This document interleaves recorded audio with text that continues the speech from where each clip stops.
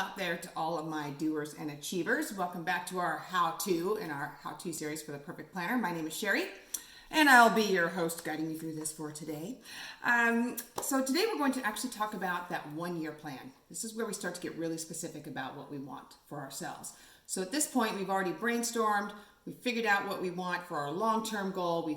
We have created that, a very clear 3-year plan for ourselves, and now it's time to really bring that down to the ground and set up our one-year plan.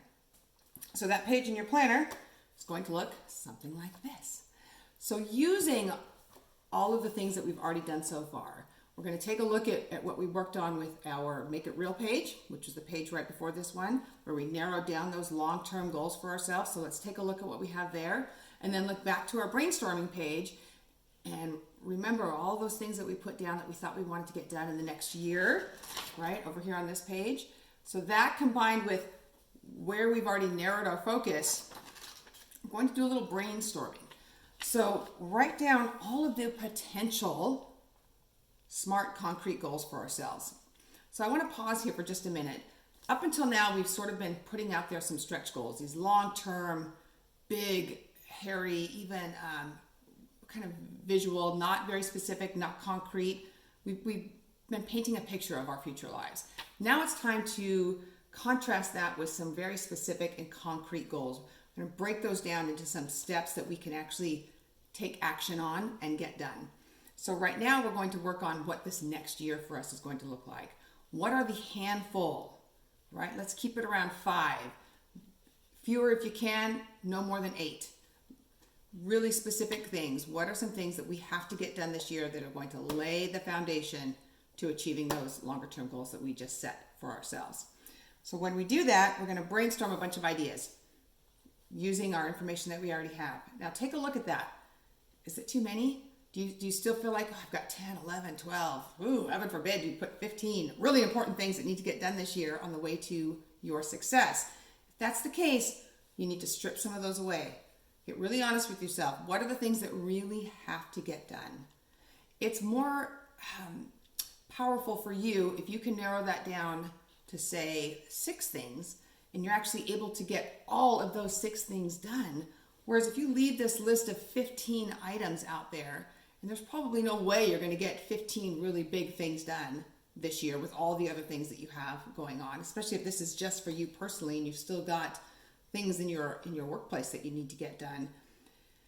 The odds that you are going to then manage to accomplish the 6 most important things of those 15 are pretty slim. Which means if you ended up still only getting 6 or 7 or even 8 things done, the odds that the 6 that we have now whittled down are the most important are going to get done are pretty slim. That is why it's so important to narrow your focus. Do fewer things better. Narrow it down and get them done. So once you've decided that, you're going to go through and you're going to figure out what are your income goals for the year, what are your savings, or again, your net worth goals for the year. And then pick those few, 3 to 8, about 5, very specific goals for the year. And you need to make sure that you write these goals SMART.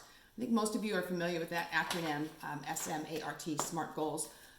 But if you're not, it's a quick little mini lesson here.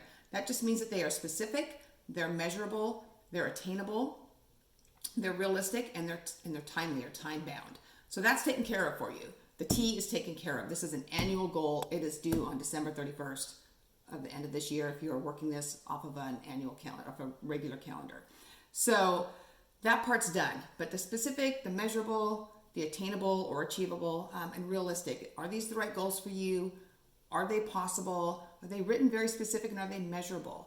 When you get to the end of the year, remember, a lot of time is going to have passed from the time that you first write these goals down to when you're checking in at the end of the year and saying, all right, am I done or am I not done? Did this goal get done or is it not done? And if you have to go, well, I think it's done. I think this is what I meant when I wrote this, then that is not a smartly written goal. A lot of things happen in our lives in that year, and sometimes it's hard to remember what our intent was. So let's not have that be a mystery to our future selves a year from now, and make sure that we write those goals really crystal clear and smart. They are very specific and they are very measurable. So there is no doubt that it is either done or it is not done. All right? Get to work on that. Get out there and get